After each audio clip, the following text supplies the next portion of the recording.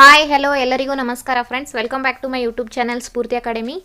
CTET 2024 ಹಾಗೂ Karnataka TET ಸಲುವಾಗಿ CTET previous year question paper analysis ಮಾಡ್ತಾ ಇದ್ದೀವಿ. ಯಾರೆಲ್ಲ ಲ್ಯಾಂಗ್ವೇಜ್ 1 ಕನ್ನಡ ಹಾಗೂ ಲ್ಯಾಂಗ್ವೇಜ್ 2 ಕನ್ನಡ ಸಿಟೆಟಲ್ಲಿ ಚಾಯ್ಸ್ ಮಾಡ್ಕೊಂಡಿದ್ದೀರಾ ಹಾಗೂ ಕರ್ನಾಟಕ TETಗೂ ಕೂಡ ಈ ಕ್ವಶನ್ ಪೇಪರ್ ವೆರಿ ಇಂಪಾರ್ಟೆಂಟ್ ಆಗಿರುವಂಥದ್ದು. ಸಿಟೆಟಲ್ಲಿ ಯಾವ ರೀತಿಯಾಗಿ ಕ್ವಶನ್ಸ್ ಕೇಳ್ತಾರೆ ಅದೇ ರೀತಿಯಾಗಿ ಕರ್ನಾಟಕ TETಯಲ್ಲಿ ಕೂಡ ಸ್ವಲ್ಪ ರಿಲೇಟೆಡ್ ಆಗಿರುವಂಥ ಕ್ವಶನ್ಸ್ಗಳೇ ಕೇಳಿರ್ತಾರೆ. ಸೊ ಹಾಗಾಗಿ ಕರ್ನಾಟಕ TETಗೂ ಕೂಡ ಈ ತರಗತಿ ವೆರಿ ಇಂಪಾರ್ಟೆಂಟ್ ಆಗಿರುವಂಥದ್ದು. ಅಭ್ಯರ್ಥಿಗಳು ಕನ್ನಡವನ್ನು ಭಾಷೆ ಒಂದನ್ನಾಗಿ ಆಯ್ಕೆ ಮಾಡಿಕೊಂಡಿದ್ರೆ ಈ ಮುಂದಿನಂತೆ ಪ್ರಶ್ನೆಗಳು ಇರ್ತವೆ ಅಂತ ಈ ರೀತಿಯಾಗಿ ಮೆನ್ಷನ್ ಮಾಡಿರುವುದು ನಾವು ನೋಡ್ಕೊಳ್ಬೋದು.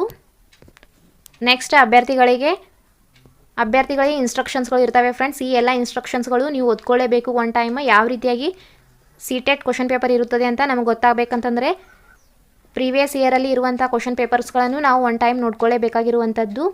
ನಾವು ಸಿಟೆಟಲ್ಲಿ ಲ್ಯಾಂಗ್ವೇಜ್ 1 ಕನ್ನಡ ಅಂತ ಚಾಯ್ಸ್ ಮಾಡ್ಕೊಂಡಿದ್ರೆ ಭಾಗ 4ರಲ್ಲಿ ಕನ್ನಡ ಲ್ಯಾಂಗ್ವೇಜ್ಗೆ ಸಂಬಂಧಿಸಿದಂತೆ ಟೋಟಲ್ 30 ಪ್ರಶ್ನೆಗಳು ಇರ್ತವೆ. 91ನೇ ಪ್ರಶ್ನೆಯಿಂದ ಹಿಡಿದು 105ನೇ ಪ್ರಶ್ನೆಗಳವರೆಗೆ ಒಂದು ಪದ್ಯ ಅಥವಾ ಒಂದು ಗದ್ಯ ಪ್ಯಾಸೇಜ್ಗೆ ಸಂಬಂಧಿಸಿದಂತೆ ಇರ್ತವೆ ಫ್ರೆಂಡ್ಸ್. 106ನೇ ಪ್ರಶ್ನೆಯಿಂದ ಹಿಡಿದು 120ನೇ ಪ್ರಶ್ನೆಗಳವರೆಗೆ ಕನ್ನಡ ಬೋಧನಾಶಾಸ್ತ್ರ ಅಥವಾ ಕನ್ನಡ ಪೆಡಗಾಜಿಗೆ ಸಂಬಂಧಿಸಿದಂಥ ಕ್ವಶನ್ಸ್ಗಳು ಇರ್ತವೆ. ಅಂದರೆ ಈ ನಮ್ಮ ಕ್ವಶನ್ ಪೇಪರಲ್ಲಿ ಫಸ್ಟ್ ಒಂದು ಪ್ಯಾಸೇಜ್ ಕೊಟ್ಟಿದ್ದಾರೆ. 91ನೇ ಪ್ರಶ್ನೆಯಿಂದ ಹಿಡಿದು 96ನೇ ಪ್ರಶ್ನೆಗಳವರೆಗೂ ನಾವು ಈ ಪ್ಯಾಸೇಜನ್ನು ಓದ್ಕೊಂಡು ಆನ್ಸರ್ ಮಾಡಬೇಕಾಗುತ್ತದೆ. ಪ್ಯಾಸೇಜ್ ನಿಧಾನವಾಗಿ ಒಂದು ಕವಿತೆ ಕೊಟ್ಟಿದ್ದಾರೆ, ಆ ಕವಿತೆಗೆ ಸಂಬಂಧಿಸಿದಂಥ ಪ್ರಶ್ನೆಗಳು ಇರ್ತವೆ ಫ್ರೆಂಡ್ಸ್. 91ನೇ ಪ್ರಶ್ನೆ ನೋಡ್ಕೊಳ್ಳಿ. ಆ ಕವಿತೆ ಅಥವಾ ಒಂದು ಪ್ಯಾಸೇಜನ್ನು ನೀವು ನೀಟಾಗಿ ಓದ್ಕೊಳ್ಳಿ, ತದನಂತರದಲ್ಲಿ ಆನ್ಸರ್ ಮಾಡಬೇಕು. ಮೊದಲನೇ ಪ್ರಶ್ನೆ ನೋಡ್ಕೊಳ್ಳಿ. ಕವಿ ಮರವಾಗಿದ್ದರೆ ಏನೆಂದು ಪ್ರಶ್ನಿಸುತ್ತಿರಲಿಲ್ಲ ಅಂತ ಕ್ವಶನ್ ಕೇಳಿರುವಂಥದ್ದು. ಸೊ ಇದಕ್ಕೆ ಸರಿಯಾದಂಥ ಉತ್ತರ ಅಂತಂದರೆ ಯಾವ ಕುಲ ಎಂದು ಕೇಳುತ್ತಿರಲಿಲ್ಲ. ನೆಕ್ಸ್ಟ್ ಕ್ವಶನ್ ನೋಡ್ಕೊಳ್ಳೋಣ.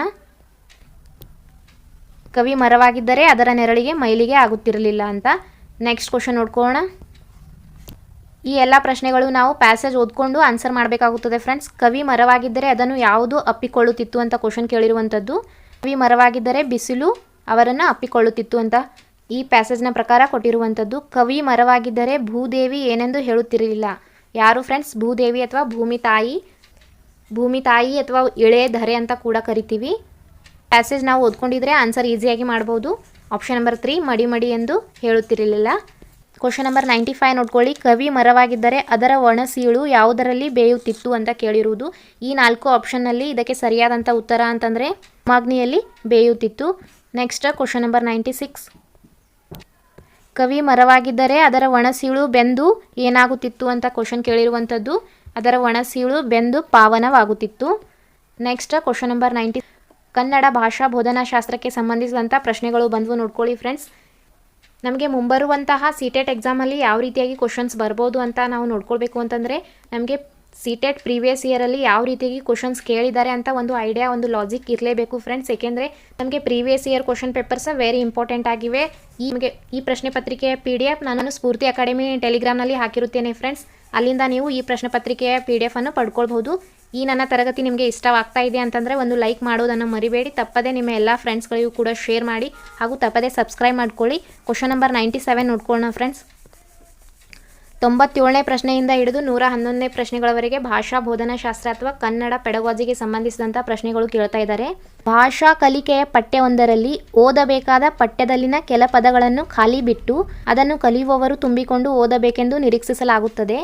ಆ ಭಾಷಾ ಚಟುವಟಿಕೆಯ ಉದ್ದೇಶ ಡ್ಯಾಶ್ ಅಂತ ಕೇಳಿರುವುದು. ಕ್ವಶನ್ ಏನು ಕೇಳ್ತಾ ಇದ್ದಾರೆ ನೋಡ್ಕೊಳ್ಳಿ. ಶಿಕ್ಷಕರು ಏನು ಮಾಡ್ತಾ ಇದ್ದಾರೆ? ಪಾಠವನ್ನು ಓದ್ತಾ ಇದ್ದಾರೆ. ಆದರೆ ಮಕ್ಕಳ ಗಮನ ಯಾವ ಕಡೆ ಇದೆ ಅಂತ ಟೆಸ್ಟ್ ಮಾಡುವುದರ ಸಲುವಾಗಿ ಶಿಕ್ಷಕರು ಪಾಠ ಓದ್ತಾ ಇದ್ದಾರೆ. ಓದುವಾಗ ಬಿಟ್ಟ ಸ್ಥಳ ಟೈಪ ಕೆಲವು ಶಬ್ದಗಳನ್ನು ಬಿಟ್ಕೊಡ್ತಾ ಇದ್ದಾರೆ. ಅಂಥ ಸ್ಥಳವನ್ನು ತುಂಬಬೇಕಾದ್ರೆ ಮಕ್ಕಳಲ್ಲಿ ಯಾವ ರೀತಿಯಾಗಿ ಸ್ಕಿಲ್ ಇರಬೇಕು ಅಂತ ಕೇಳ್ತಾ ಇರೋದು ಕ್ವಶನ್. ಹೊಸ ಪದಗಳ ಬಳಕೆ ಮಾಡಿದರೆ ಅಂಥ ಸ್ಕಿಲ್ ಬರುತ್ತದೆಯಾ ಮಕ್ಕಳಲ್ಲಿ? ಸಂಕ್ಷೇಪಿಸುವ ಅಂತಂದರೆ ಶಾರ್ಟ್ ಸಾಮರ್ಥ್ಯ, ಆನಂತರದಲ್ಲಿ ಬರವಣಿಗೆ ಸಾಮರ್ಥ್ಯ. ಇಲ್ಲಿ ಕೇಳ್ತಾ ಇರೋದು ಯಾವ ಕೌಶಲ್ಯದ ಮೇಲೆ? ಓದುವ ಕೌಶಲ್ಯದ ಮೇಲೆ, ರೀಡಿಂಗ್ ಸ್ಕಿಲ್ ಮೇಲೆ. ಇದು ಬರವಣಿಗೆ ಅಲ್ಲ ಫ್ರೆಂಡ್ಸ್, ಸಂಕ್ಷೇಪಿಸುವುದು ಕೂಡ ಅಲ್ಲ, ಆನಂತರ ಹೊಸ ಪದಗಳು ಕೂಡ ಅಲ್ಲ. ಇದಕ್ಕೆ ಸರಿಯಾದಂಥ ಉತ್ತರ ಅಂತಂದರೆ ಶಿಕ್ಷಕರು ಮಕ್ಕಳ ಎಬಿಲಿಟಿಯನ್ನು ಟೆಸ್ಟ್ ಮಾಡ್ತಾ ಇದ್ದಾರೆ. ಮಕ್ಕಳು ಯಾವ ರೀತಿಯಾಗಿ ನನ್ನ ಪಾಠ ಕೇಳ್ತಾ ಇದ್ದಾರೆ, ಅವರ ಧ್ಯಾನ ಯಾವ ಕಡೆಗೆ ಇದೆ, ಅವರು ಗಮನ ಕೇಂದ್ರಿಸ್ತಾ ಇದ್ದಾರಾ ಅಥವಾ ಇಲ್ವಾ ಅಂತ. ಮಕ್ಕಳು ಗ್ರಹಿಸುವ ಮತ್ತು ಗ್ರಹಿಕಾ ಸಾಮರ್ಥ್ಯದ ಅಭಿವೃದ್ಧಿ ಅಂತಂದರೆ ಯಾವ ರೀತಿಯಾಗಿ ಆಲಿಸ್ಕೊಂಡು ಅದನ್ನು ಗ್ರಹಿಸ್ಕೊಂಡು ಇದಕ್ಕೆ ಸರಿಯಾದಂಥ ಉತ್ತರ ಹೇಳ್ತಾರಾ ಅಥವಾ ಇಲ್ವಾ ಅಂತ ಶಿಕ್ಷಕರು ವಿದ್ಯಾರ್ಥಿಗಳಿಗೆ ಟೆಸ್ಟ್ ಮಾಡ್ತಾ ಇದ್ದಾರೆ. ಹಾಗಾದರೆ ನೆಕ್ಸ್ಟ್ ಕ್ವಶನ್ ನೋಡ್ಕೊಳ್ಳೋಣ ನಾವು. ಕ್ವಶನ್ ನಂಬರ್ 98 ನೋಡ್ಕೊಳ್ಳಿ. ಕೆಳಗಿನ ಪ್ರಶ್ನೆ ಅಥವಾ ಹೇಳಿಕೆಗಳಲ್ಲಿ ಗ್ರಹಿಸುವ ಅಥವಾ ಗ್ರಹಿಕಾ ಸಾಮರ್ಥ್ಯವನ್ನು ಕುರಿತು ಪ್ರಶ್ನೆ ಅಥವಾ ಹೇಳಿಕೆ ಯಾವುದು? ಇನ್ನೊಂದು ಕ್ವಶನ್ನ ಗ್ರಹಿಸುವ ಅಥವಾ ಗ್ರಹಿಕಾ ಆಕ್ವಿಜೇಷನ್ ಮೇಲೇ ಕ್ವಶನ್ ಬಂತು ನೋಡ್ಕೊಳ್ಳಿ ಫ್ರೆಂಡ್ಸ್.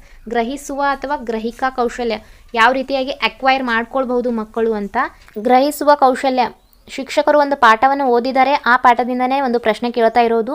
ಈ 4ರಲ್ಲಿ ಯಾವ ರೀತಿಯಾಗಿರುವಂಥ ಪ್ರಶ್ನೆ ಶಿಕ್ಷಕರು ಕೇಳಿದ್ರು ಅಂತ ಕೇಳ್ತಾ ಇರೋದು. ಇದಕ್ಕೆ ಆನ್ಸರ್ ಅಂತಂದರೆ ಆಪ್ಷನ್ ನಂಬರ್ 1 ಆಗಿದೆ ಫ್ರೆಂಡ್ಸ್. ನೋಬೆಲ್ ಬಹುಮಾನ ಗಳಿಸಿದ ಭಾರತೀಯ ಕವಿಯನ್ನು ಹೆಸರಿಸಿ ಅಂತ ಶಿಕ್ಷಕರು ವಿದ್ಯಾರ್ಥಿಗಳಿಗೆ ಕೇಳ್ತಾ ಇದ್ದಾರೆ. ನೆಕ್ಸ್ಟ್ ಕ್ವಶನ್ ನೋಡ್ಕೊಳ್ಳೋಣ. Question number 99. ಮಕ್ಕಳು ಅರ್ಥಪೂರ್ಣವಾಗಿ ಬರೆಯುವುದನ್ನು ಕಲಿಯಲು ತಮ್ಮ ಡ್ಯಾಶ್ ಕೌಶಲ್ಯಗಳಾದ ಚಿತ್ರ ಬರೆಯುವಿಕೆ, ವೃತ್ತ, ಚೌಕ ಮೊದಲಾದ ಮೂಲಭೂತ ಆಕೃತಿಗಳ ಸಾಮರ್ಥ್ಯವನ್ನು ಬಳಸಿಕೊಳ್ಳಬೇಕು. ಭಾಷಾ ಕೌಶಲ್ಯಗಳಲ್ಲಿ ಯಾವ ಕೌಶಲ್ಯ ಮಕ್ಕಳು ಕಲಿತಾ ಇದ್ದಾರೆ ಅಂತಂದರೆ ಬರೆಯುವುದು ಅಂತಂದರೆ ರೈಟಿಂಗ್ ಸ್ಕಿಲ್ ಮಕ್ಕಳು ಕಲಿಬೇಕಾದ್ರೆ ಮಕ್ಕಳಲ್ಲಿ ಯಾವ ರೀತಿಯಾಗಿರೋಂಥ ಕೌಶಲ್ಯಗಳು ಬೇಕಾಗುತ್ತದೆ ಅಂತ ಕೇಳ್ತಾ ಇದ್ದಾರೆ. ಚಿಕ್ಕ ಮಗು ಮೊಟ್ಟ ಮೊದಲ ಬಾರಿಗೆ ಕಲಿಬೇಕಾದ್ರೆ ಮಕ್ಕಳು ಯಾವ ರೀತಿಯಾಗಿ ಕಚ್ಚಿಬಿಚ್ಚಿ ಹೀಗೆ ಹಾಗೆ ಯಾವ ರೀತಿಯಾಗಿ ಕೂಡ ಬರೀತದೆ ಆ ಮಗುವಿಗೆ ಗೊತ್ತಾಗೋದಿಲ್ಲ. ಯಾವುದೇ ರೀತಿಯಾಗಿರುವಂಥ ಚಿತ್ರ ಕೂಡ ತೆಗೆಯುತ್ತದೆ. ಆನಂತರದಲ್ಲಿ ಮಗು ಬರಿತಾ ಸರ್ಕಲ್ ಯಾವ ರೀತಿಯಾಗಿರುತ್ತದೆ, ಆನಂತರದಲ್ಲಿ ಚೌಕ ಸ್ಕ್ವಯರ್ ಯಾವ ರೀತಿಯಾಗಿರುತ್ತದೆ ಹಾಗೂ ರೆಕ್ಟ್ಯಾಂಗಲ್ ಯಾವ ರೀತಿಯಾಗಿರುತ್ತದೆ, ಈ ರೀತಿಯಾಗಿರುವಂತಹ ಮೂಲಭೂತ ಆಕೃತಿಗಳನ್ನು ಮಗು ಕಲಿತಾ ಹೋಗುತ್ತದೆ. ಯಾವ ರೀತಿಯಾಗಿರುವಂಥ ವಲಯ ಮಕ್ಕಳಲ್ಲಿ ಇರಬೇಕು ಅಂತ ಕೇಳ್ತಾ ಇದ್ದಾರೆ. ಭಾವನಾತ್ಮಕ ವಲಯ. ಭಾವನಾತ್ಮಕ ಅಂತಂದರೆ ಎಮೋಷ್ನಲಿ ಮಕ್ಕಳು ಸ್ಟ್ರಾಂಗ್ ಆದರೆ ಮಕ್ಕಳಲ್ಲಿ ಬರೆಯುವಿಕೆ ಬರುತ್ತದೆಯಾ, ಉಳಿವಿನ ಅಥವಾ ಸಂವೇದನ ಸೆನ್ಸಿಟಿವ್ ಆಗಿದ್ದರೆ ಮಕ್ಕಳು ಚಿತ್ರ ಬರೀತಾರಾ, ಆನಂತರದಲ್ಲಿ ಆಕೃತಿಗಳು ಯಾವುದೇ ರೀತಿಯ ಆ್ಯಂಗಲ್ಸ್ಗಳನ್ನು ತೆಗಿತಾರಾ, ಅಥವಾ ಚಲನವಲನ ಅಂತಂದರೆ motor skills friends. Motor skill ಮೇಲೆ ಗ್ರಾಸ್ ಮೋಟಾರ್ ಸ್ಕಿಲ್ ಹಾಗೂ ಫೈನ್ ಮೋಟಾರ್ ಸ್ಕಿಲ್ ಅಂತ 2 ರೀತಿಯಾಗಿ ಮೋಟಾರ್ ಸ್ಕಿಲ್ ಮೇಲೆ ಕ್ವಶನ್ಸ್ಗಳು ಬರ್ತವೆ. ನಮಗೆ ಸೈಕಾಲಜಿಯಲ್ಲಿ ಇವುಗಳನ್ನು ನಾವು ನೋಡ್ಕೊಳ್ಬಹುದು. ಗ್ರಾಸ್ ಮೋಟಾರ್ ಸ್ಕಿಲ್ ಅಂತಂದರೆ ಫ್ರೆಂಡ್ಸ್ ನಾವು ಈಸಿಯಾಗಿ ಹೇಗೆ ಐಡೆಂಟಿಫೈ ಮಾಡ್ಬೋದು ಅಂತಂದರೆ ನಮ್ಮ ದೊಡ್ಡ ಸ್ನಾಯುಗಳ ಮೂಲಕ ಮಾಡುವಂಥ ಕೆಲಸಗಳು. ದೊಡ್ಡ ಸ್ನಾಯು ಅಂತಂದರೆ ಕೈಗಳಿಂದ ಮಾಡುವಂಥ ಕೆಲಸ. ನಮ್ಮ ಕೈಗಳಿಂದ ಕಾಲುಗಳಿಂದ ಓಡುವುದು, ಆಟ ಆಡುವುದು ಹಾಗೂ ಫುಟ್ಬಾಲನ್ನು ಒದೆಯುವುದು ಇವೆಲ್ಲವೂ ಏನಂತ ಕರೀತಾರೆ, ಗ್ರಾಸ್ ಮೋಟಾರ್ ಅಂತಂದರೆ ದೊಡ್ಡ ಸ್ನಾಯುಗಳ ಮೂಲಕ ಮಾಡುವಂಥ ಕೆಲಸ. ಇದು ಸೈಕಾಲಜಿಯಲ್ಲಿ ವೆರಿ ಇಂಪಾರ್ಟೆಂಟ್ ಆಗಿರುವಂಥದ್ದು. ಇದರಿಂದ 1ರಿಂದ 2 ಕ್ವಶನ್ಸ್ಗಳು ಕಂಪಲ್ಸರಿಯಾಗಿ ಬರ್ತವೆ ಫ್ರೆಂಡ್ಸ್. ಹಾಗಾಗಿ ಈ ವಿಡಿಯೋವನ್ನು ತಪ್ಪದೇ ಸ್ಕಿಪ್ ಮಾಡದೆ ಕೊನೆಯವರೆಗೂ ನೋಡ್ಕೊಳ್ಳಿ. ಆನಂತರದಲ್ಲಿ ಫೈನ್ ಮೋಟಾರ್ ಸ್ಕಿಲ್ ಅಂತಂದರೆ ಸೂಕ್ಷ್ಮ ಸ್ನಾಯು ವಲಯ ಅಂತ ಕೂಡ ಕರಿಬಹುದು.